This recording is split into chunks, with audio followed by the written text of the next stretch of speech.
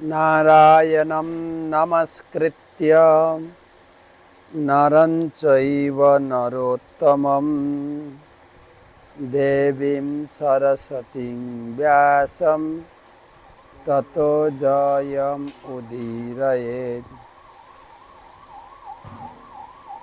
वन्दे अहं श्रीगुरो श्रीयुतपदकमलं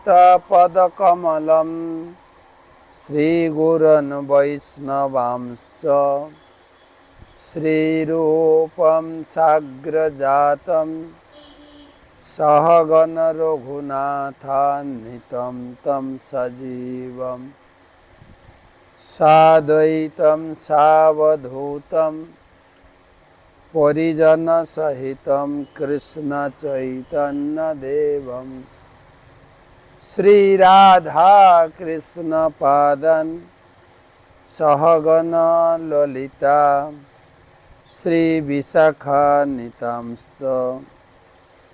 नमो ॐ विष्णुपादाय कृष्णप्रेष्ठाय भूतले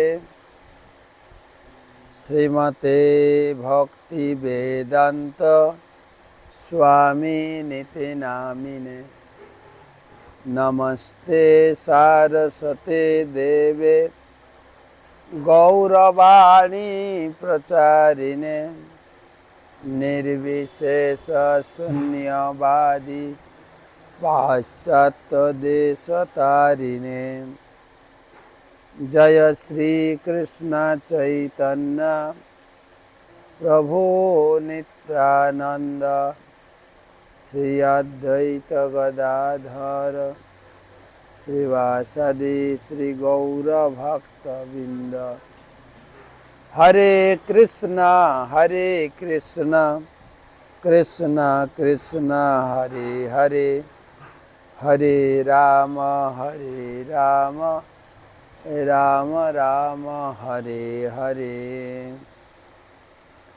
ओम नमो भगवते वासुदेवाय।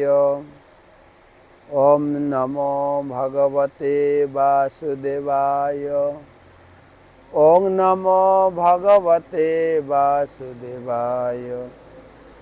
नारायणं नमस्कृत्य नरं चैव नरोत्तमं देवीं सरस्वतीं व्यासं ततो जयम् उदीरयेत्। त्वमादिदेवं करुणानिधानं तमालवर्णं सुहितावतारम् अपार संसार समुद्र सेतुं भजामहे भागवत स्वरूपम। ग्रंथराज श्रीमद् भागवत महापुराण षष्ठ स्कंधे चतुर्दश अध्याय आजकेर आलोचना षष्ठ ৪৪তম শ্লোক থেকে।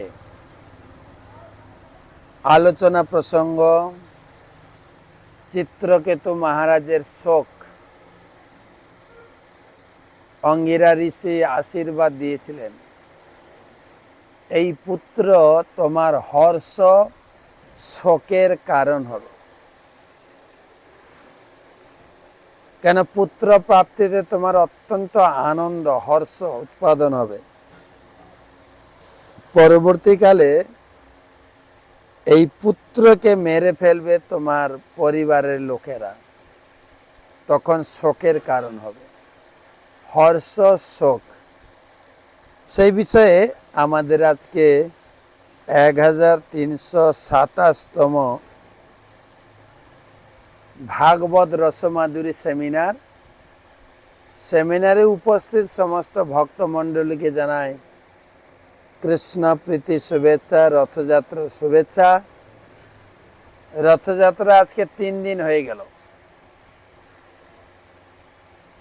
सुखेर दिनगुलो कत ताड़ाताड़ी अतिबाहित हय। गंडिचा मंदिरे भगवान जगन्नाथ বিরাজমান, মাসির হাতে সেবা গ্রহণ করছেন। এখন গুন্ডিচা মন্দিরে ভগবান অত্যন্ত উদার, যে ভগবানের কাছে যা প্রার্থনা করবে তার মনোবাসনা ভগবান পূর্ণ করবে। এটা সম্পূর্ণ আপনার বিশ্বাসের ভিত্তি, তার উপরে কার্যকরী হবে। ভগবান তিনি অকাতরে দর্শন দিচ্ছেন। আর এ মান্যতা রয়েছে যে ভগবান যখন তিনি গুন্ডিচা মন্দিরে মাসির বাড়িতে থাকেন, তিনি অত্যন্ত উদার। শাস্ত্রে বলা হয়েছে মন্দিরে ভগবানকে 10,000 বার দর্শন করলে যে ফল, গুন্ডিচা মন্দিরে এক ঝলক দর্শনে সেই একই রেজাল্ট প্রাপ্ত হবে। আর আপনারা তো মাসি হয়ে তার সেবায় যুক্ত হয়েছে, তাতে আর বলার কি আছে। তো প্রতিদিন সকাল মঙ্গল আরতি থেকে ভগবানের শয়ন আরতি পর্যন্ত মাসির বাড়িতে ধুমধাম জগন্নাথের মেলা বসেছে। তো সেই সঙ্গে আমাদের নিয়মিত ভাগবত সেবারও সুযোগ আমরা নিচ্ছি। আলোচনা 46 নম্বর শ্লোক থেকে সর্বপ্রথম গুরুদেবের চরণে প্রণাম নিবেদন করে তার অহেতুকি কৃপা আশীর্বাদ প্রার্থনা করি। নম ওং বিষ্ণুপাদায় কৃষ্ণ পৃষ্ঠায় ভূতলে শ্রীমতে জয়পতাকা স্বামী নীতি নামিনে নম আচার্য পাদায় নিতাই কৃপা প্রদায়িনে গৌর কথা ধামদায় নগর গ্রামতা। 46 সা শয়ানমুপব্রজ্য ব্রজ্য দৃষ্টিয়া চত্তারলোচনম প্রাণেন্দ্রিয়াত্মভিতক্তম হতাস্মিতৎ ভুবি প্রাণ ইন্দ্রিয়াত্মভিস্তক্তম হতাস্মিত্য পতদ ভুবি। সা শয়ানমুপব্রজ্য দৃष्ट्वा চত্তারলোচনম প্রাণেন্দ্রিয়াত্মভিতক্তম হতাস্মিত্য পতদ ভুবি। আমাদের আলোচনা চলছিল যে চিত্রকেতু মহারাজের বড় স্ত্রী কৃতদূতির গর্ভে পুত্র সন্তান হয়েছে এবং তার ফলে রাজা কৃতদূতির প্রতি অনেকটা আকর্ষিত হয়েছেন, কিন্তু অন্যান্য স্ত্রীদের অনুভব হচ্ছে আমাদের প্রতি অবহেলা হচ্ছে। তাই পুত্রহীন হেতু অবহেলা আর পুত্র সম্পদ দেখে কৃতদূতির প্রতি ঈর্ষা এই দিনে দিনে বাড়তে বাড়তে বাড়তে বাড়তে এমন পর্যায়ে পৌঁছে গেছে যে তার অন্যান্য স্ত্রীরা সেই পুত্র মুখে বিষ দিয়ে তাকে মেরে ফেলেছেন, প্রাণ বিয়োগ ঘটেছে।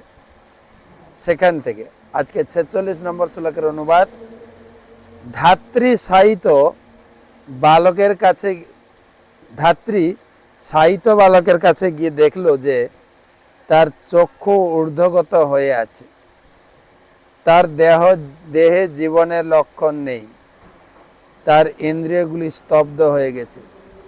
তখন সে বুঝতে পারে শিশুটির মৃত্যু হয়েছে। তা দেখে আমার সর্বনাশ হয়েছে এই বলে আর্তনাদ করে সে ভূমিতে নিপতিত হয়েছে। দাসী গীতাদূতী তিনি মনে করেছিল শিশুটা একটু রেস্ট নিচ্ছে, ঘুমাক, কিন্তু অনেকক্ষণ ঘুম থেকে জাগছে না দেখে গীতাদূতী যখন বললেন তার দাসীকে, তুমি শিশুটাকে আমার কাছে নিয়ে আসো, কিন্তু সেই দাসী গিয়ে দেখলো শিশুটি মারা গেছে। আর সেই দেখে অনুভব করে সেই দাসী তো জোরে জোরে আর্তনাদ চিৎকার করে ভূমিতে গড়াগড়ি দিয়ে কাঁদছে। হায় সর্বনাশ হয়েছে, হায় হায় হায়, শিশু আর নেই। তস্মা তদা কর্ণ ভূষাতুরম সরম ঘ্রন্তা করাভ্যম মোর উচ্চ কৈরপি প্রবিশ্য রাজ্ঞে তরয়াত্ম জান্তিকম দদর্শ বালম সহসা মৃতম সুতম তস্যাস্তদা কর্ণভিষাতুরম পরম ঘ্নন্ত্যা করাভ্যাম মুর উচ্চ কৈরপি প্রবিশ্য রাজ্ঞে তরয়াত্ম জান্তিকম দদর্শ বালম সহসা মৃতম সুতম। ধাত্রী অত্যন্ত ব্যাকুলতার ভাবে করযুগলের দ্বারা বক্ষে আঘাত করতে করতে উচ্চস্বরে চিৎকার করেছিল। তার সেই চিৎকার বাণী শুনে তৎক্ষণাৎ পুত্রের কাছে এসে সহসা তাকে মৃত বলে দেখতে পেলেন। তো কীর্তদিতে ছুটে এসছে, কি ব্যাপার, এত জোরে জোরে কান্না করছে কেন ধাত্রী? এসে দেখে তার ছেলেটা মারা গেছে। আর তাকে দেখেই সারা দুনিয়াটা অন্ধকার হয়ে গেছে। সে একদম বৎসহারা গাভীর মতো মৃতপ্রায় হয়ে ভূমিতে ছটফট করছে। পপাত ভূমৌ পরিবিদ্ধয়া শুচা মুমোহ বিভ্রষ্ট শিররুহাম্বরা। গভীর শোকে তখন রানীর কেশ বসন বিক্ষিপ্ত হয়েছিল এবং তিনি মূর্ছিত হয়ে ভূমিতে গড়াগড়ি করেছিল। তত নিপান্ত পূর্ববর্তীন জনা নরাশ্চ নার্যশ্চ নিশম্য রোদনম আগত তুল্য ব্যসনাসু দুঃখিতা তাশ্চ বলিকম রুরুদ কৃতাগস। তত নিপান্ত পূর্ববর্তীন জনা নরাশ্চ নার্যশ্চ নিশম্য রোদনম নাগত তুল্য ব্যসনাসু দুঃখিতা তশ্চ বলিকম রুরুদ কৃতাগস। হে মহারাজ পরীক্ষিত, সেই উচ্চ ধ্বনি, উচ্চ ক্রন্দন ধ্বনি শ্রবণ করে পুরবাসী স্ত্রী পুরুষ সকলেই সেখানে এসেছিল। তাদের মতো দুঃখিত হয়ে ক্রন্দন করতে শুরু করেছিল। বিষ প্রদানকারী নারীরাও তাদের অপরাধ ভালোভাবে জেনে ক্রপটভাবে ক্রন্দন করেছে। দেখেন ভাগবতমের বিচার। রুরুস তস্য বলিকং, বলিকং মানে কপট, তস্য বলিকম রুরুদু কৃতাগস। তো তারাও কাঁদতে শুরু করেছিল। দেখেন মজার বিষয়, এই জগতের কপটতা।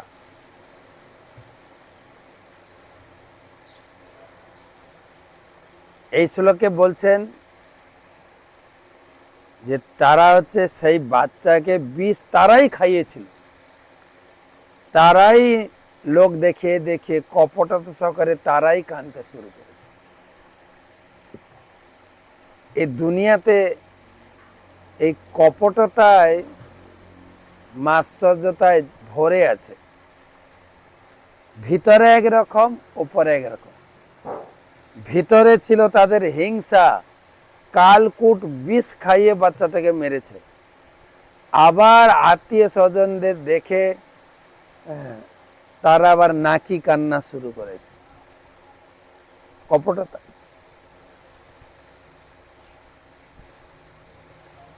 আমাদের চাণক্য পণ্ডিত বলেছেন, সর্প ক্রূঢ় খল ক্রূঢ়, সর্পাৎ খল ক্রূরতর, মন্ত্র ঔষধি বস সর্প খল কেন নিবার্যতে। বলছে খল ব্যক্তি, কপট ব্যক্তি আর সাপ দুটোই এক, দুটোই হিংসায় পরিপূর্ণ। সাপ সবসময় হিংসুটে, সব সময়। সর্প আর কপট ব্যক্তি দুজন এক। সর্পাৎ খলতর, সর্প থেকে খল ব্যক্তি আরো বিষাক্ত। মন্ত্র ঔষধি সপবর্ষ, মন্ত্র দিয়ে সাপকে বশ করানো যায়, খল ব্যক্তিকে বশ করা খুব কঠিন। যেমন রাজনীতির চর্চায় যাদেরকে কপট করে নেওয়া হয়েছে তারা কপট করে বেরিয়ে গেছে।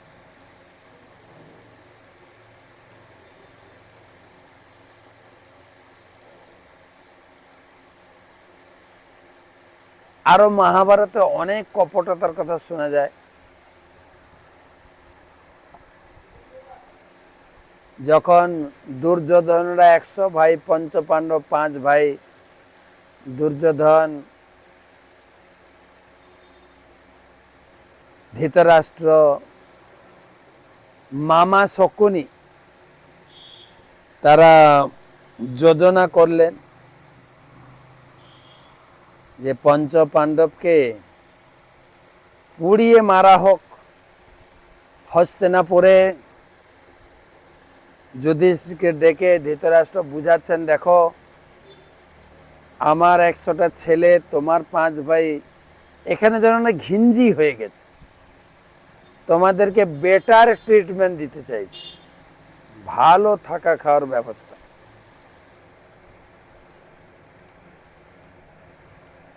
তোমাদের জন্য বেটার কোয়ালিটির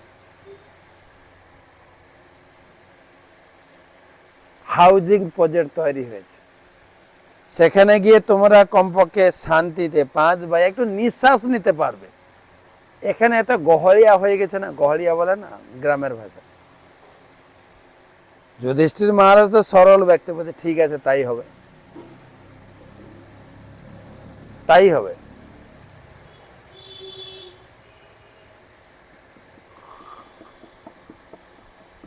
কিন্তু বিদুর জানতে চেয়েছিলেন যে এই যে বার্নাবত বা যৌতুগৃহ, এই যে যৌতুগৃহ বানানো হচ্ছে আর তারা যুধিষ্ঠিরকে খুব সম্মান করছেন, কেউ যদি কোথাও অধিক সম্মান করে না তখন বুঝতে হবে যে সেখানে কপটতা কাজ করছে। সনাতন গোস্বামীর ক্ষেত্রেও হয়েছিল, দুর্যোধনের ক্ষেত্রে, ধৃতরাষ্ট্রের ক্ষেত্রে কত কাহিনী শুনে। দুর্যোধনের সারা জীবনটাই তো কপটতা। আর এখানে দেখাচ্ছেন ভাগবতমে সেটাই লেখা হয়েছে যে যারাই বিষ দিয়েছিল তারাই আবার তাদের সঙ্গে গলা মিলিয়ে কান্না করতে শুরু করেছে, হায় হায় বাচ্চাটা আমাদের ছেড়ে চলে গেল। আর বাচ্চাটাকে ওরাই মেরেছে।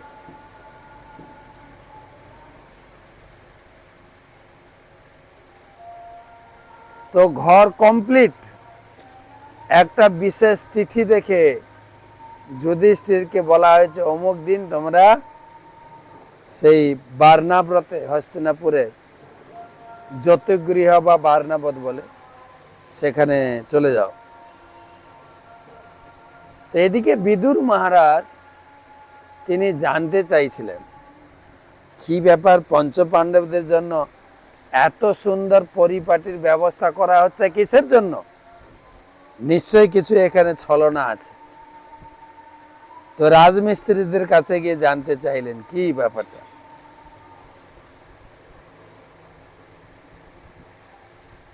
তখন রাজমিস্ত্রি বললেন যে এটা তো কোনো থাকার জায়গা নয়, তো এটা তো লাক্ষাদ্রব্য বা মোম জাতীয় কিছু জিনিস দিয়ে এই ঘরটা বানানো হচ্ছে যাতে অল্প একটু অগ্নি সংযোগ করলে ঘর সব পুড়ে ছাই হয়ে যাবে। তখন বিদুর বুঝতে পারলেন যে আরে তার মানে পঞ্চপাণ্ডবকে এখানে মারার ছক কষা হয়েছে। তখন সেই ইঞ্জিনিয়ারদের বসে নেওয়ার হাতে নেওয়ার বুদ্ধি ছিল মহামন্ত্রী বিদুর। বিদুর জানতে চাইলেন এখানে কি হচ্ছে, বাস্তবিক পক্ষে গেস্ট হাউস হচ্ছে না অন্য কিছু। তখন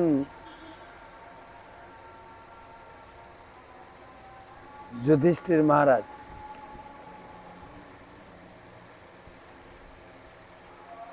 বিদুর মহারাজ সেই সমস্ত রাজমিস্ত্রিকে দিয়ে অত্যন্ত চতুরতার সাথে সেই ঘরের ভিতর থেকে একটা সুড়ঙ্গ বানিয়ে দিয়েছেন।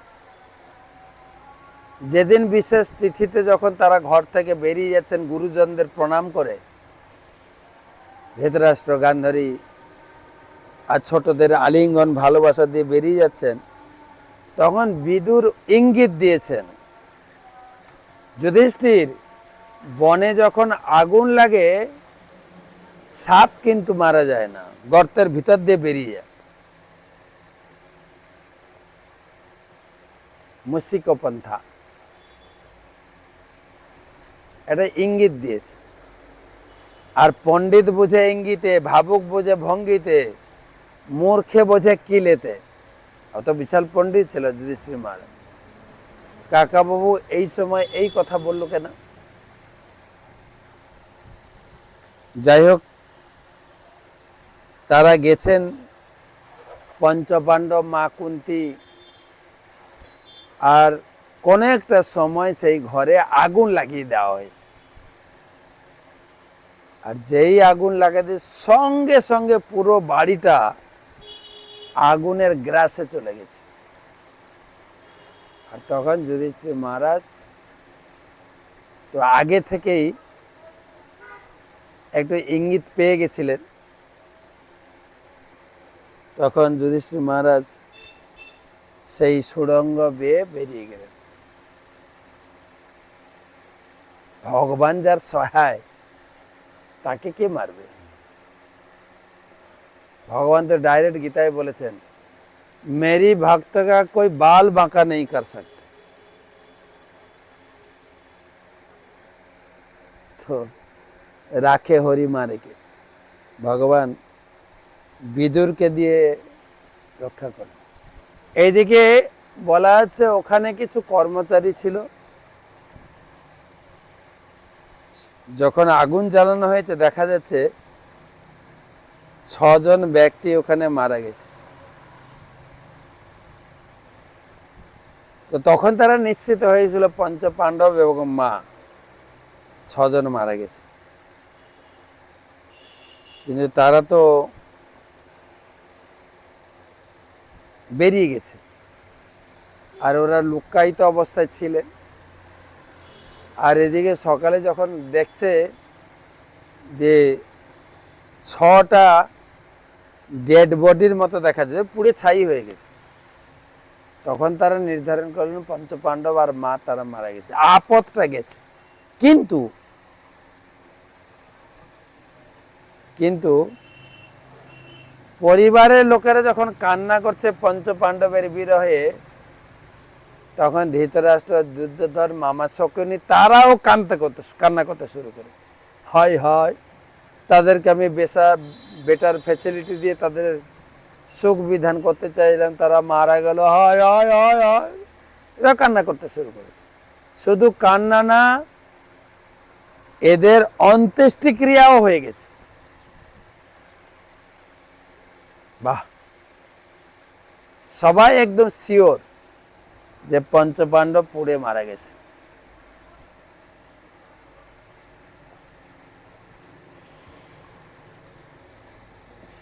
তারপরে অনেক ঘটনা পরে জানা যায় না তারা মারা যায়নি, কপট, অনেক অনেক অনেক অনেক ঘটনা। সনাতন গোস্বামীর ক্ষেত্রেও তাই ছিল। সনাতন গোস্বামী তিনি তো হোসেন শাহের প্রধানমন্ত্রী ছিলেন এবং অর্থমন্ত্রী ছিলেন সনাতন গোস্বামী, রূপ গোস্বামী। রূপ গোস্বামী আগে রাজপ্রাসাদ ত্যাগ করে মহাপৌর আন্দোলনে যোগদান করেছে। এবারে সনাতনকে আসার জন্য অনুরোধ,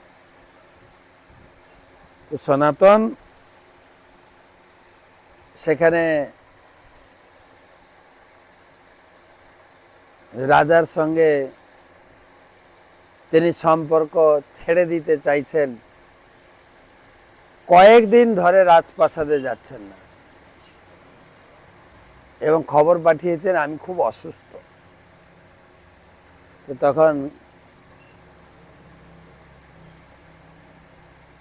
রাজা নিজে গেছেন খুঁজতে, আর তখন বলেন তুমি তো সে ভাগবত পাঠ করছিল, তুমি তো অসুস্থ নও, তুমি কেন অসুস্থতার ভান করছো, চলো। তো তখন তাকে বন্দি করে জেলে রাখা হয়েছে, জেলে। আর তখন তিনি জেল যে সিকিউরিটি, জেল পুলিশ, তাকে কিছু ঘুষ দিয়ে বেরিয়ে গেছে।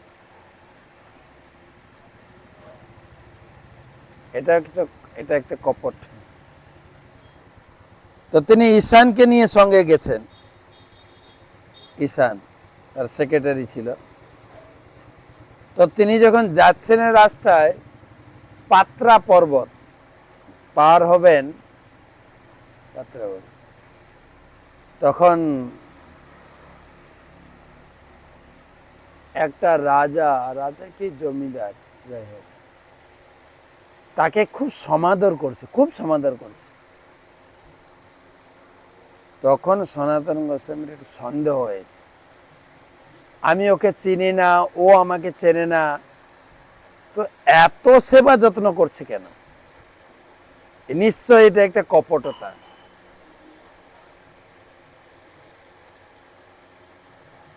পরে জানা গেল সত্যি কপটতা।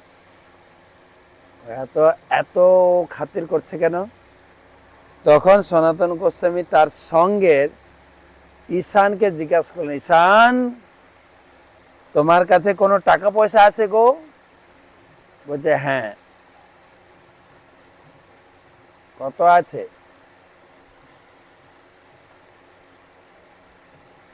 বলছিলেন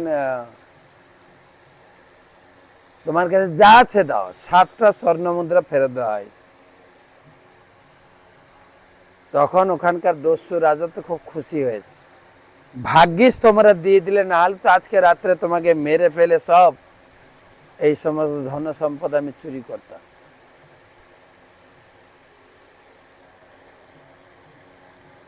কিন্তু তোমার কাছে 8টা সিলমোহর আছে, তুমি 7টা দিয়েছো, এখন একটা আছে।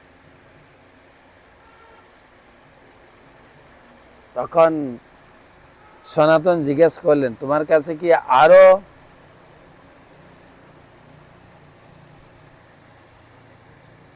ধন সম্পদ রয়েছে? তুমি তো বললে সব দিয়ে দিলাম, এখন আবার করতে গেলে বলে একটা আমার কাছে আছে। তখন সনাতন গোস্বামী বললেন, তোমার মতো কপট ব্যক্তিকে আমি কাছে রাখবো না। তাকে ত্যাগ করে চলে গেল। বলে তুমি এই এক কানি জায়গা নিয়ে তুমি তোমার শেষ জীবন অতিবাহিত করো। কপট।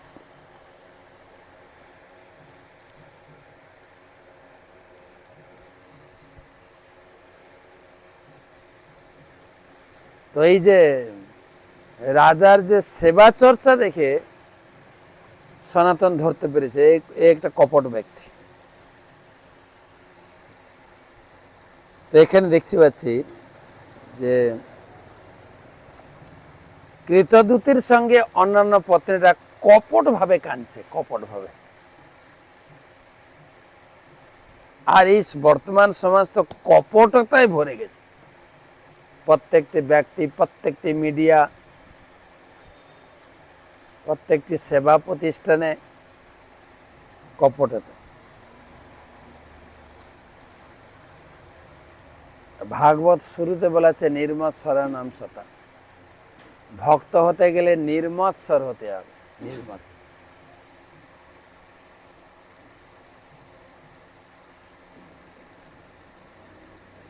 মাৎসর্য শূন্য হতে হবে।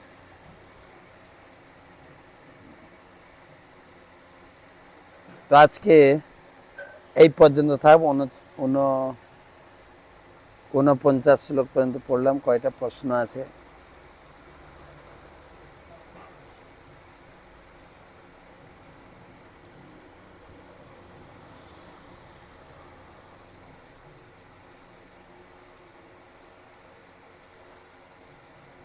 হরে কৃষ্ণ। মহারাজ, একাদশীর দিন কি তুলসী চয়ন করা যাবে? তুলসী চয়ন করবেন, কেবল দ্বাদশীতে নিষেধ। জল আপনি প্রতিদিন দেবেন, কিন্তু তুলসী চয়ন কেবল দ্বাদশীতে নিষেধ। এমনকি কোনো মহাত্মাও বলেছেন যে দ্বাদশীতে কোনো শাক জাতীয় জিনিস খাওয়া নিষেধ, কোনো শাক জাতীয়, শুধু তুলসী পাতা নয়। সুতরাং ওই দিন আগের দিন উপবাস করেছে, তো খুব হালকা পাতলা খেয়ে চলতে হবে, কিন্তু তুলসী আপনি প্রতিদিন তুলতে পারবেন।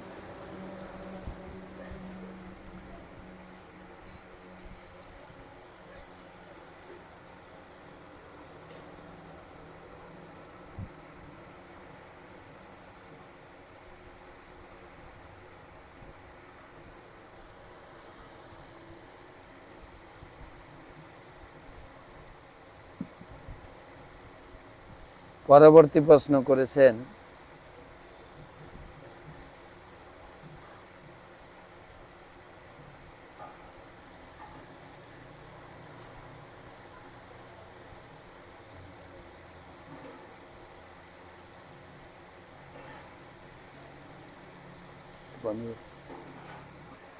প্রভু বাড়িতে ঢুকতে বা বেরোতে মন্দির কোন দিকে করা উচিত?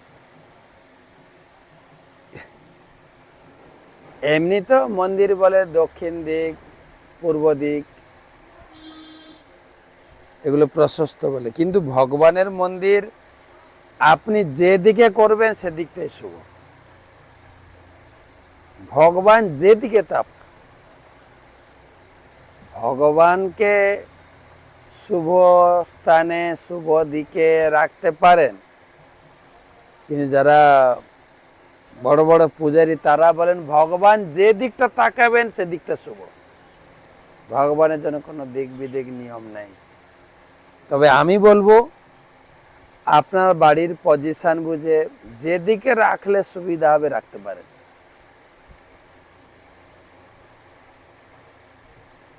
বাড়ির সুবিধা মতো আপনি ঠাকুর ঘরকে রাখতে পারেন। আপনার বাড়ির সুবিধা অনুযায়ী।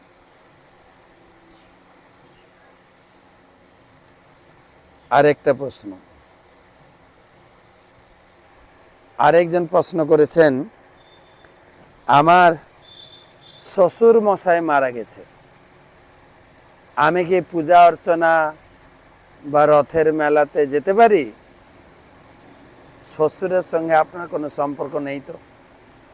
যদি আপনার নিজের বাবা মারা যেতেন তখন একটা মৃতা শৌচ লাগতো, তখন লিখেছেন আমার স্ত্রীরা 2 বোন, তাদের কোনো ছেলে নেই, তো আমার স্ত্রী হচ্ছে বড় মেয়ে, সে কি বাবার মুখে অগ্নি সংযোগ করতে পারে? সাধারণত মেয়েদের তো শ্মশানেই যেতে নেই, তার কি করে অগ্নি সংযোগ? তাহলে কি হবে? প্রথম কথা হচ্ছে মেয়েদের কিছু করার দরকার নেই, মেয়েদের গোত্র চেঞ্জ হয়ে গেছে। তবে কোনো কোনো ক্ষেত্রে দেখা গেছে মেয়ের হাজব্যান্ড কি করেছে, জামাই ছেলের মতো করতে পারে। আর আরেকটা উদাহরণ হয়,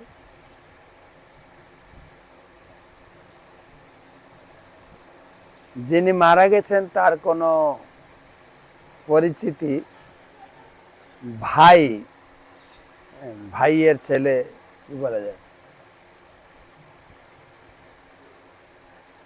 ভাইয়ের ছেলে, সেও পুত্রের মতো, সে করতে পারে, বা জামাই করতে পারে, বা আরো কোনো দূর সম্পর্কে ভাই করতে পারে, কিন্তু মেয়ে নয়। মেয়েদের গোত্র চেঞ্জ, মেয়েদের কোনো দায়ী দায়িত্ব থাকে না, মেয়েদের এখন কর্তব্য হচ্ছে শ্বশুর বাড়ি। সুতরাং আরেকটা বিধান হয়, আপনার কুল পুরোহিত বা আত্মীয় স্বজন লোকেরা একসঙ্গে আলোচনা যদি করে কিন্তু এটা সিদ্ধান্ত গ্রহণ করে, তাহলে হবে। তো যাই হোক, আমরা এখানে আলোচনা সমাপ্ত রাখবো। জগন্নাথের রথযাত্রায় আনন্দ ফুর্তি করেন। বলতে বলতে 3 দিন হয়ে গেল, আর মাত্র 5-6টা দিন। আজকে আমি এখন আগরতলায় আছি, আগরতলায়, এবং কালকে কিছুক্ষণ থাকার প্ল্যান রয়েছে। কালকে অথবা পরশুদিন সকালে আমরা বাংলায় ফিরে আসব। বাংলার দুর্গাপুর, আসানসোল, উদয়নারায়ণপুর, আমতা, হলদিয়া, বসিরহাট, মেদিনীপুর, মেছেদা, এই সমস্ত মন্দিরগুলো রথযাত্রায় যাওয়ার পরিকল্পনা রয়েছে। আগরতলা 2 দিন, তারপরে বাংলায়। যদি আশেপাশে থাকেন আপনারা আসবেন, দেখা হবে। গুন্ডিচা মন্দির দর্শন, গুন্ডিচা মন্দিরে প্রসাদ গ্রহণ, মন্দিরে 1000 বার দর্শন করলে যে ফল, গুন্ডিচা মন্দিরতে 1 ঝলক দর্শন এবং মাসির সেবা এবং মাসির প্রসাদ গ্রহণ। শুভরাত্রি, কালকে আবার দেখা হবে।